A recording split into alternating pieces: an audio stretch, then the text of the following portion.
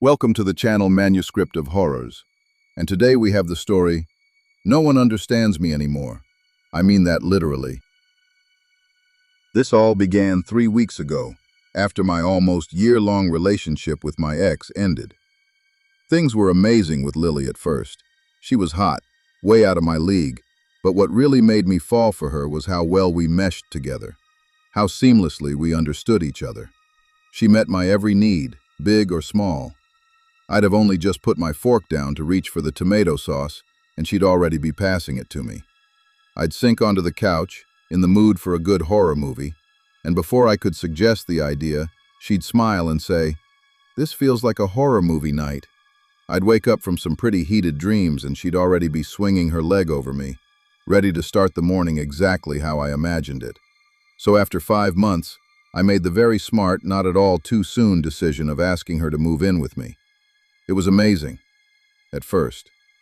She was the first girl I'd ever met who didn't care if I played video games for hours, because she'd just sit beside me the whole time, watching me play. She didn't care what I did, as long as I was within reach. Always within reach. Her nails would trail circles on the back of my neck, glide along my arms, or she'd just rest her foot on top of mine. She constantly wanted me in touching distance. I loved it at first. I knew we were probably getting a bit too attached to each other. I stopped seeing my friends as much. I called my family less. Then one day after work, the guys invited me to the pub. It made me realize it had been way too long since I hung out with them. I didn't see the problem and texted Lily to let her know I'd be home late. Just a few pints. There was a skimpy at the bar, so I didn't stay long. I didn't even look at her. I averted my eyes out of respect for Lily. I was a good guy, a good boyfriend. When I got home, Lily was livid. "You went to a Skimpy's bar?" There wasn't a bar in our rural mining town without Skimpies, and I barely even stayed an hour. But I didn't argue. I felt guilty at the hurt in her eyes as she sobbed into my chest.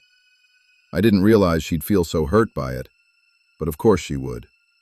I never should have gone. So I stopped going out to the pub with the guys. I thought it was the Skimpies that were the problem. So when the guys invited me out to play golf, I thought it'd be no big deal. It was completely innocent. Wrong. She was livid at me again. "You don't even like golf," she cried out. "I just wanted to see my mates," I said carefully. "So you'd rather spend time with them than me?"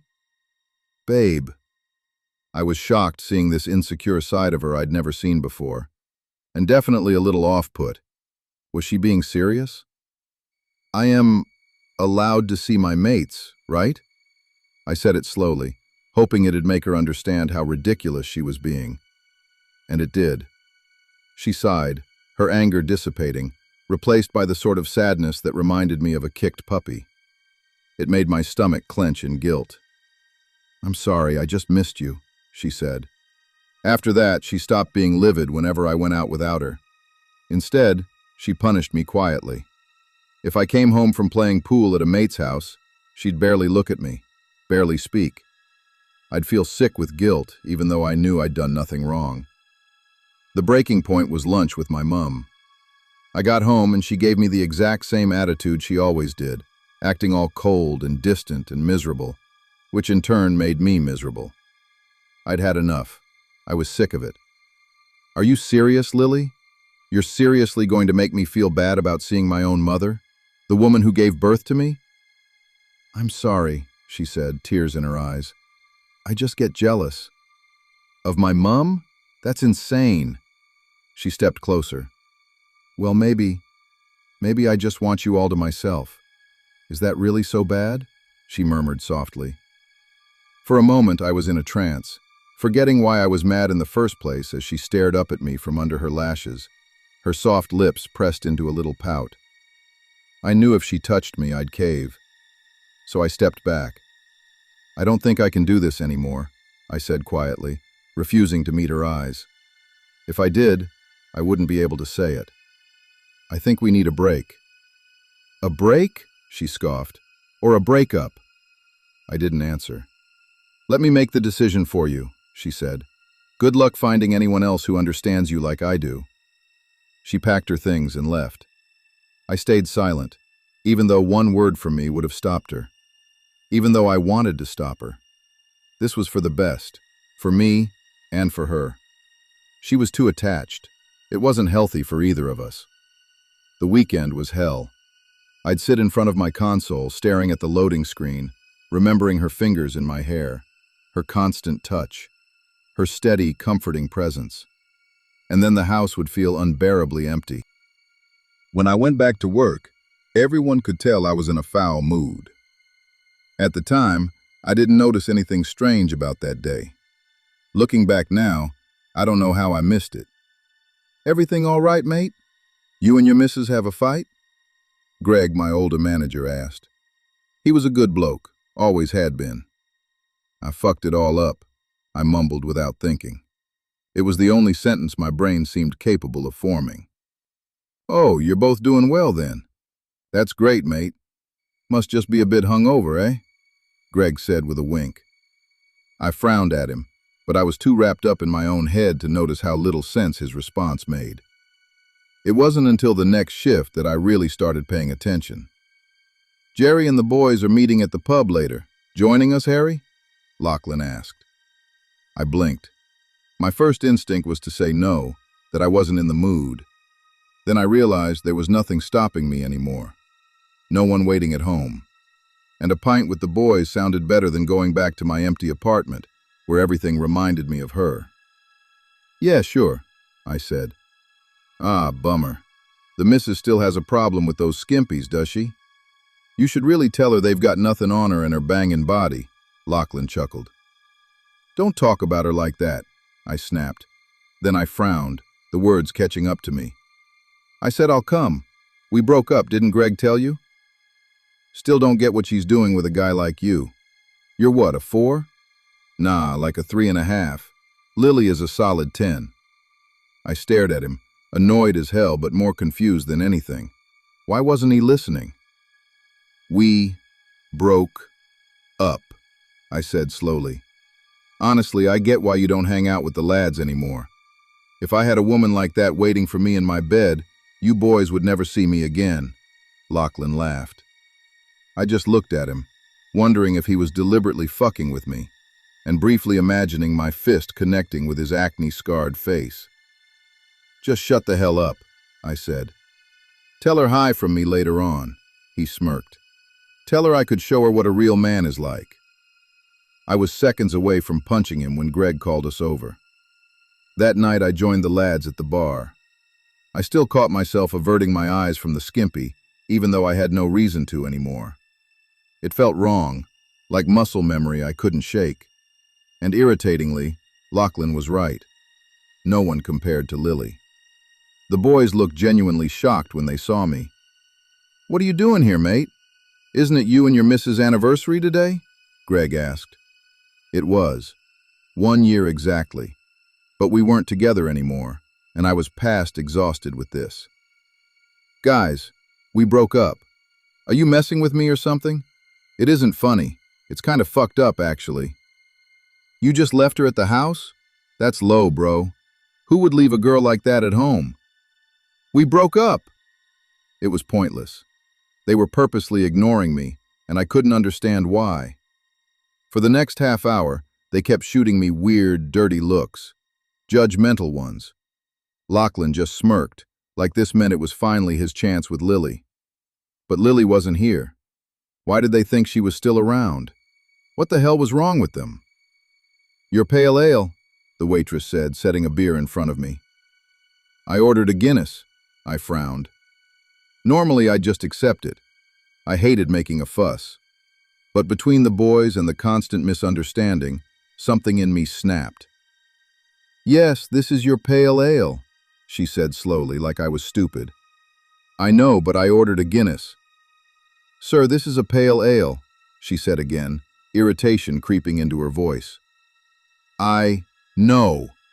I was seething. Why did she look annoyed? "I ordered a Guinness." "I already told you this is your pale ale," she snapped, crossing her arms before storming off. I stared after her, completely disoriented. "What the hell is her problem?" I asked. No one answered. I turned back to the boys, searching their faces for anything that had backed me up, but they were all glaring at me. "What's the matter with you?" Greg demanded. "Have you gone mad?" My chest tightened. Was I going mad? Or had everyone else? "I'm sorry," I said instead. "I've been a mess since Lily left me, all right?" "You didn't even buy her roses?" Greg's eyebrows shot up. "On your anniversary? Go back home to your missus, mate. Go make things right." What the hell? I stood up, my head pounding, and left the bar. My thoughts were spiraling. What is going on? At home, I called my mom. I needed to be grounded. I needed something familiar. Her voice had always been able to pull me back when everything else felt wrong.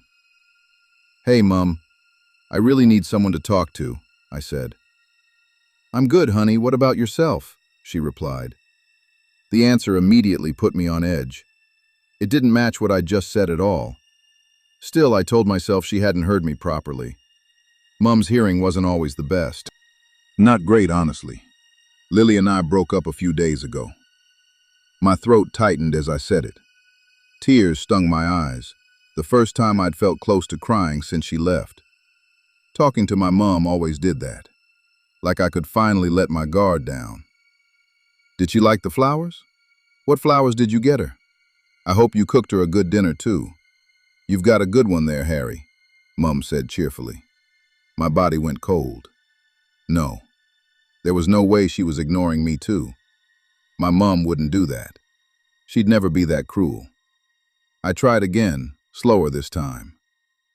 "Mum, we broke up. Lily and I broke up." "That's wonderful. I'm so happy you found such a beautiful relationship. You better put a ring on it soon," she laughed. I hurled my phone across the room. My chest rose and fell as I paced. Why didn't anyone understand what I was saying? Lily's voice echoed in my head. "Good luck finding anyone else who understands you like I do." My thoughts raced. It was ridiculous, impossible, but I couldn't shake the feeling that this was somehow her doing. Had she told the boys to mess with me? To make me feel crazy as some kind of punishment? I was sure most of them would do anything if she smiled at them. But my mom, too? That didn't make sense. Needing answers, I rushed back to my phone, relieved to see it hadn't cracked. The call was still connected. "Harry, are you there?" "Yeah, I've got to go, Mom. Love you," I said. "Yes, I am looking forward to lunch next week," she replied pleasantly. Even that didn't line up with what I'd said. I ended the call with a shaky breath and dialed Lily's number, only hesitating for a moment. She picked up on the first ring, just like she always used to. Lily had always been within reach, always there when I needed her. "Harry?" Her voice was soft, sad. My chest tightened instantly. I'd missed her voice more than I wanted to admit. I forced myself to stay focused. "Did you tell everyone to mess with me?" "Mess with you?" she repeated. Relief flooded through me so sharply it almost made me dizzy. For the first time in days, someone had responded in a way that actually made sense. She wasn't ignoring me. She wasn't twisting my words. She was listening. She was understanding me. "Harry, what are you talking about?" I hesitated, suddenly aware of how insane I sounded. Still, I couldn't let it go. "It's just, everyone is ignoring me. They're not listening to a thing I'm saying. They're making me feel crazy. And I remember the last thing you said to me was, 'Good luck finding anyone else who understands me like I do.'" She went quiet. The silence stretched unbearably, my heart hammered in my chest. "I said that because I was hurt," she said finally, her voice low. Guilt stabbed straight through me. I'd never wanted to hurt her. That had never been my intention. "What do you mean everyone is ignoring you?" she asked.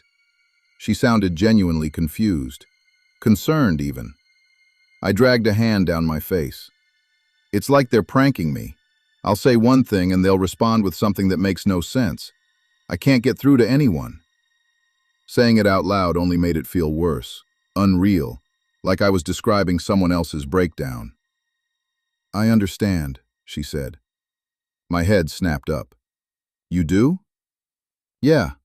Since coming back to live with my parents, seeing my friends again, I don't know.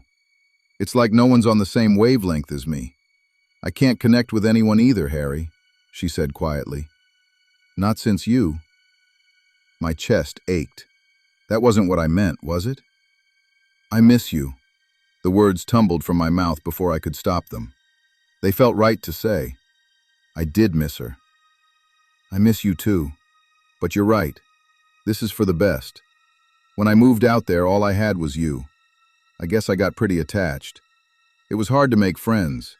I was jealous you had so many people and all I had was you.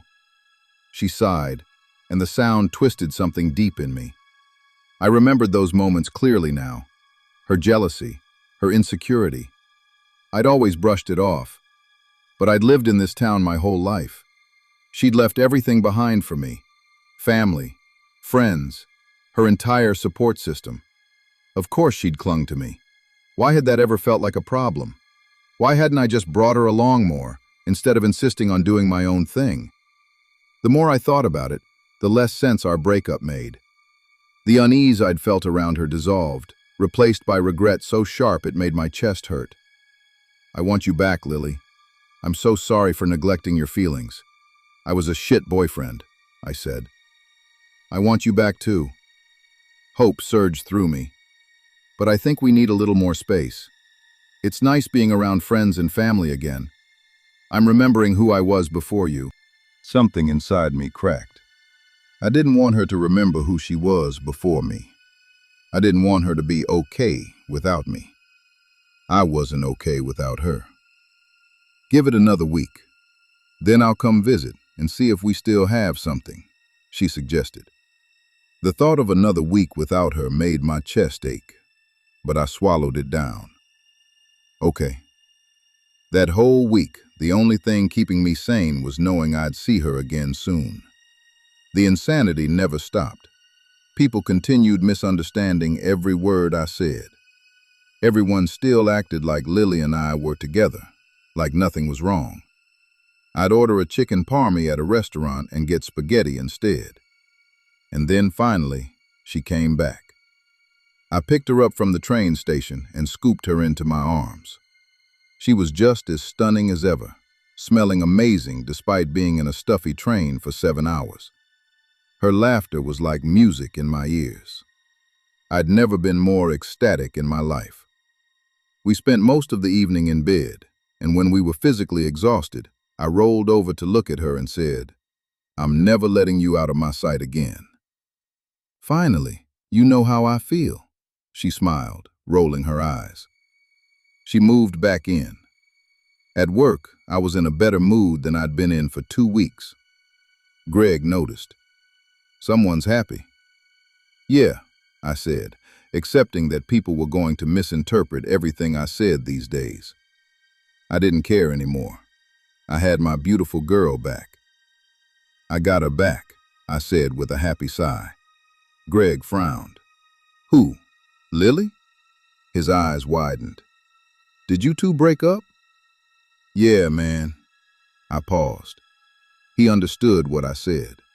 He actually replied with something that made sense for once. I narrowed my eyes. So you were messing with me? Greg looked at me like I was an idiot.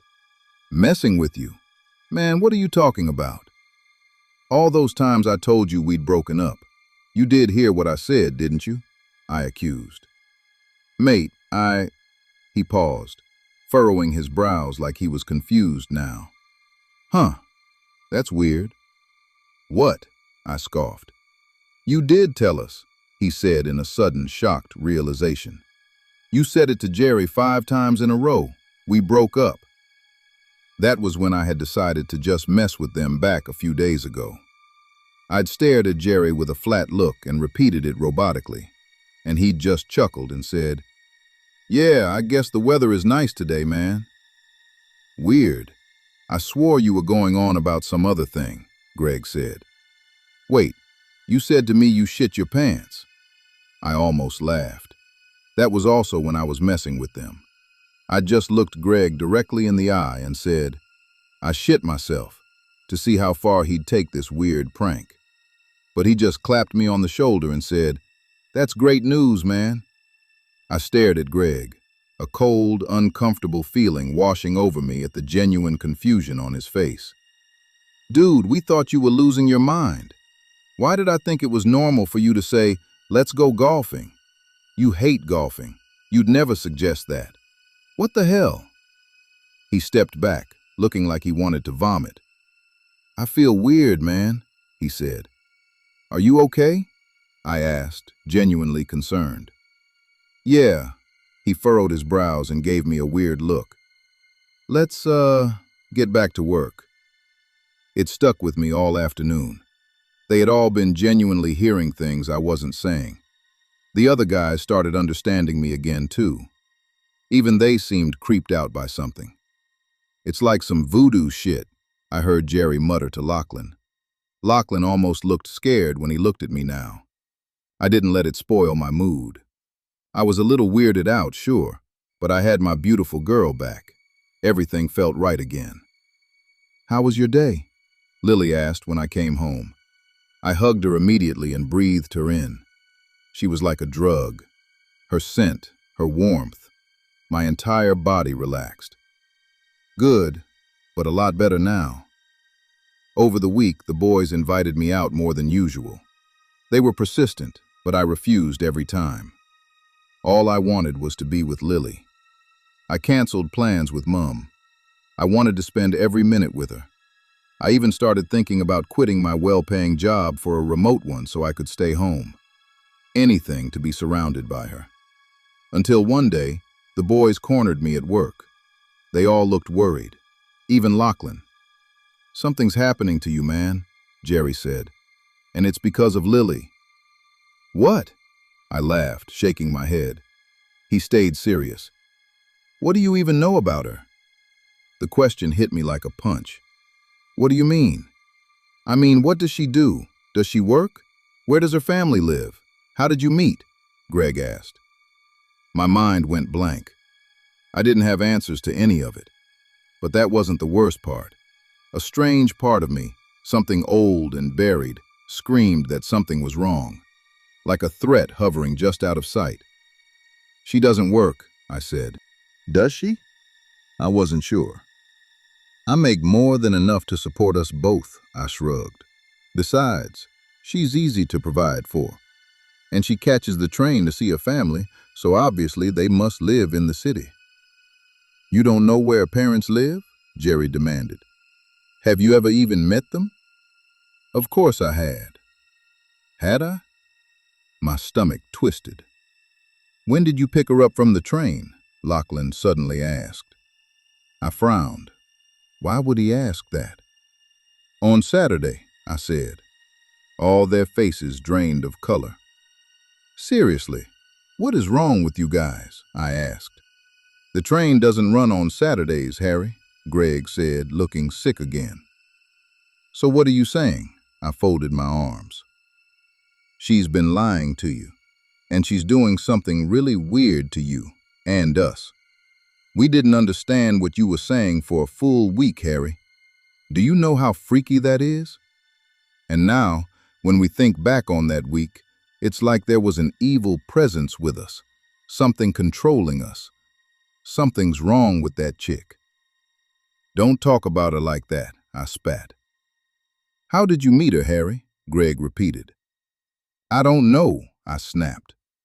They all looked at each other, like I'd just confirmed something for them. "You need to get away from her.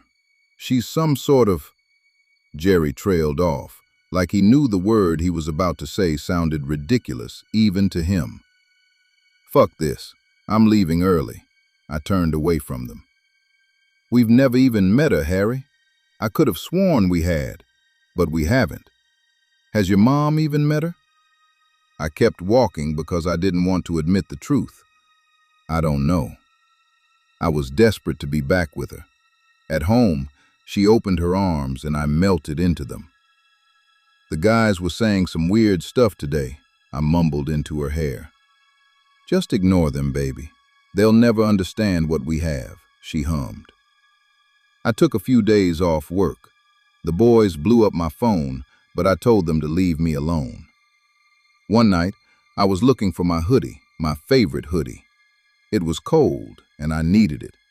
I wondered where it could be when I noticed for the first time the room. It was just a normal room at the end of the hallway, but I'd never seen it before in my life. I blinked. How could I not know there was a whole room in my own apartment? I went inside. It was small, a basic spare room with a bed, a desk, a wardrobe. But in the middle of the floor, a triangle of candles was laid out, and in the center of it sat my hoodie, my favorite book, the one I'd been missing for months, and my toothbrush, also missing for weeks. I stared at them in shock, stepping closer. "Don't touch anything. Come back to bed, baby," her voice said behind me. I turned, and even though unease crept in, I couldn't help but smile at her cute, sleepy face. "What is all this?" I asked slowly in some sort of haze. She shrugged. My eyes flicked back to the bed, and a strange thought hit me, almost funny. "Lily, when you left," I began, "did you ever actually leave?" She chuckled. "Of course I didn't, Harry. I'd never leave you. You'll always be within my reach." I went back to bed. And now, as she sleeps beside me, I'm typing this out on my phone. There's a part of me that knows something is wrong, that I'm under some kind of spell. I can feel the small voice in my head telling me to get out, but it's getting quieter. Maybe the boys are right. Maybe I know they are. But has she really done anything I don't want? She wants me forever. I want her forever. I suppose the only reason I'm writing this at all is because I'm afraid I'll forget I ever felt differently. Because I feel really forgetful these days. And maybe I just want to see what other people think. If a beautiful girl wants me all to herself every day for the rest of my life, is that really so bad? It's what I want, isn't it?